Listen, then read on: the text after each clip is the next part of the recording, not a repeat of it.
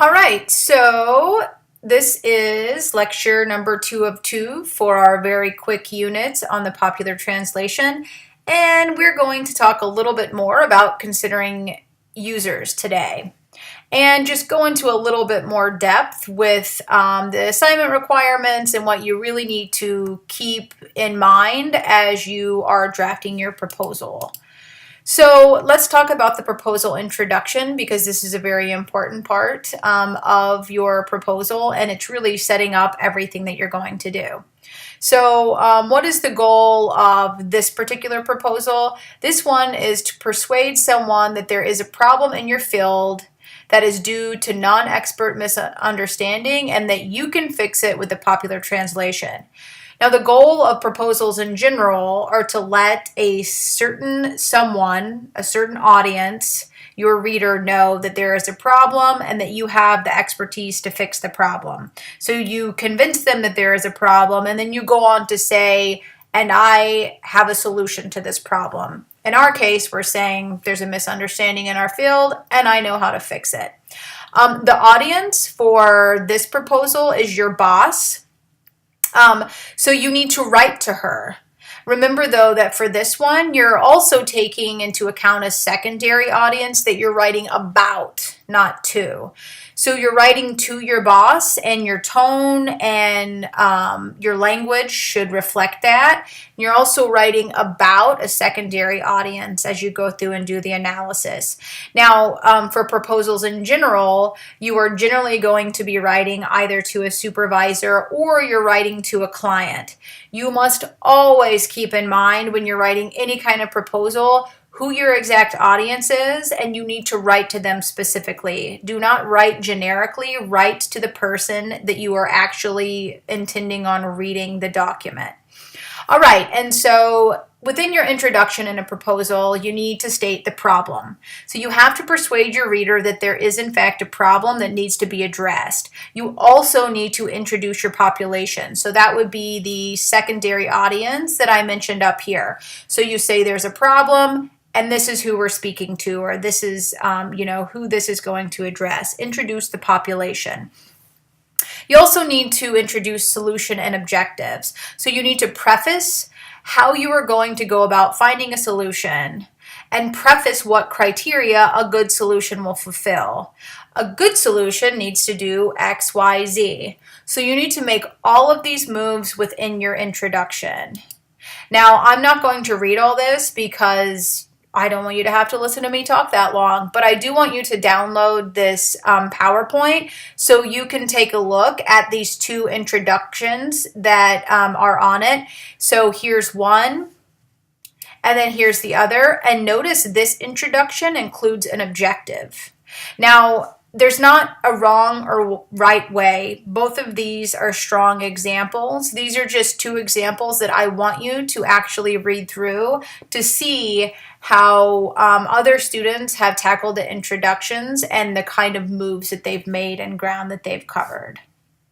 So now let's think about personas. So I mentioned already in the last lecture that we want to keep in mind the persona. You are not going to turn in a persona for this one as part of the formal assignment. I want you to use what we did for our last unit when you actually did craft a user persona, and I want you to think about how you can do that same thing as a quick exercise and use that to help you go about this assignment. So as you know from our last one, personas help us get into our users' heads. They are used for assets gathering. Because our proposals are so user-centered, the problem section of your introduction also needs to present your reader with just who you are trying to help. The population of users your problem and solution will lie in. A user persona is a short profile of a potential or imaginary user. It's specific and created so that all the work that the proposal and design is trying to do is geared towards that specific type of user. So again, you do not need to turn one of these in as a formal document, but I want you to be able to describe your imagined user in the same kind of detail that you would use for your persona, and I want everything to be geared towards that that.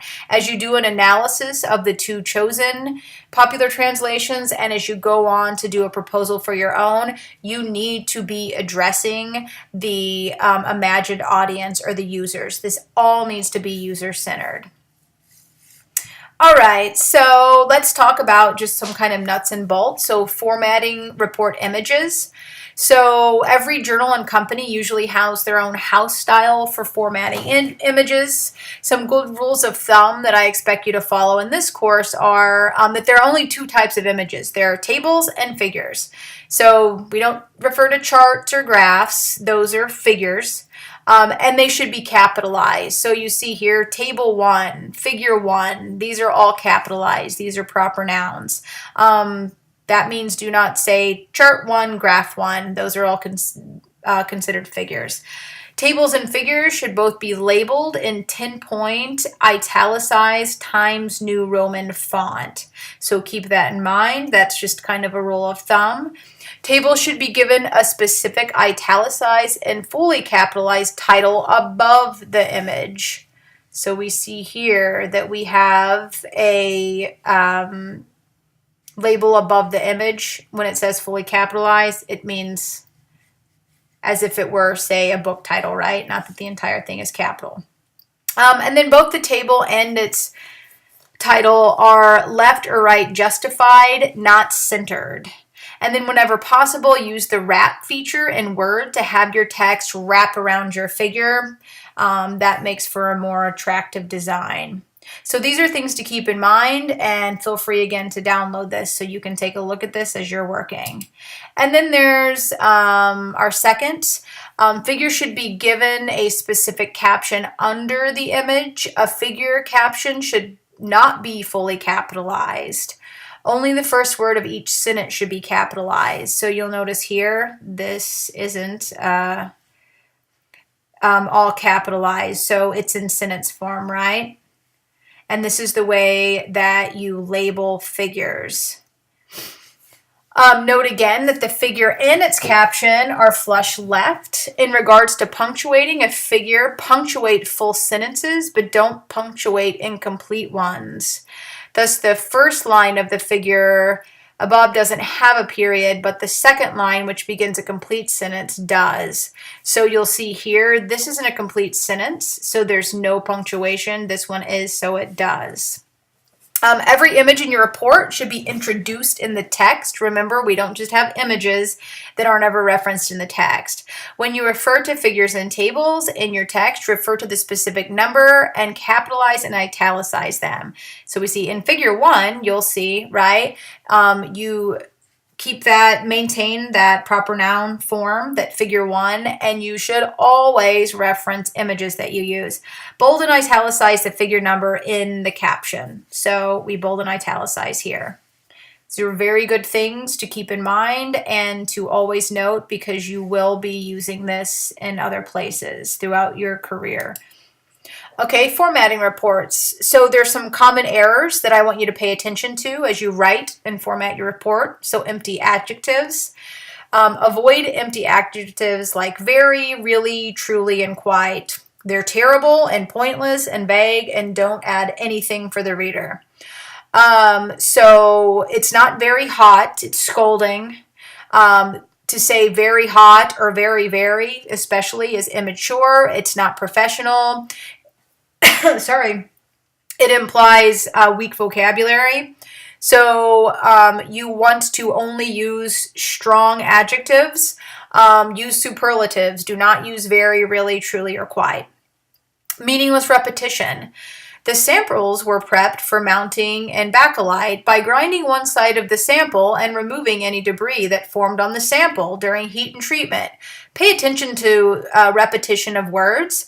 You can use pronouns in their place or think of a different way to word the sentence so you're not repeating the same word over and over again.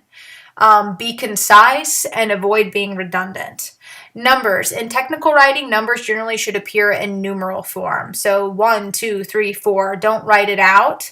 However, if you feel the need to write out a number, be uniform about it. Don't have one sentence that has sample 3 spelt out and the next that has letters.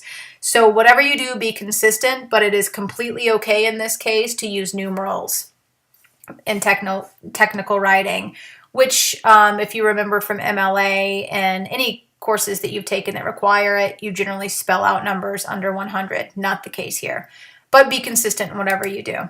Now, finally, common errors for Unit 3. Number 1, the problem isn't clearly defined and illustrated through examples, quotes, statistics, facts in the intro. So you need to clearly define the problem and convince me or your boss, the reader, that it is a problem. You need to be sure that the audience is clearly defined. The common error is that the audience or client isn't clearly defined. Remember, you're pretending to write to someone, to your boss. So you need to make sure that your Unit 3 assignment reflects that. Another common error is the user isn't kept in mind during the analysis. Now remember, your user is different from the audience that you're writing to. You're writing to your boss about intended users. You need to make sure that your language reflects that you're writing to your boss, and that your analysis reflects that you're always keeping your user in mind, and that you're always referring back to how this is effective or ineffective for that intended user. Another common error is that examples aren't described in detail. When you're doing your analysis and you're telling me what works and what doesn't work for your other popular translations, I need them described in detail, and I need you to be explicitly discussing the rhetorical moves that they're making. Examples aren't analyzed enough in terms of why they were designed in the way that they were. So remember, you're analyzing rhetoric, user adaptation, and the pros and cons. I need to hear you get into depth with that. I don't want surface level analyses. I want you explaining why it's doing what it's doing. I want you to think about the medium, the design, the language, and connect that all back to the user. And finally, a common error that is going to be a common error in no matter what you do is that not enough time was spent on it. I know this is quick, so I need you to be thinking about all these from beginning to end. You should propose something that is clear, that checks out in terms of feasibility, and that you can propose a translation for. Your conclusion should be as long as a body section, so don't give me a 2-sentence conclusion, right? And explain the feasibility of it. Explain why you're proposing it, not just for the audience, but also in terms that make sense for your boss, because you're speaking to her and what she needs as well. All right, that is it on that. If you have any questions at all about that, please let me know. Shoot me an email, or you're welcome to swing by my office on Wednesday from 12 to 3.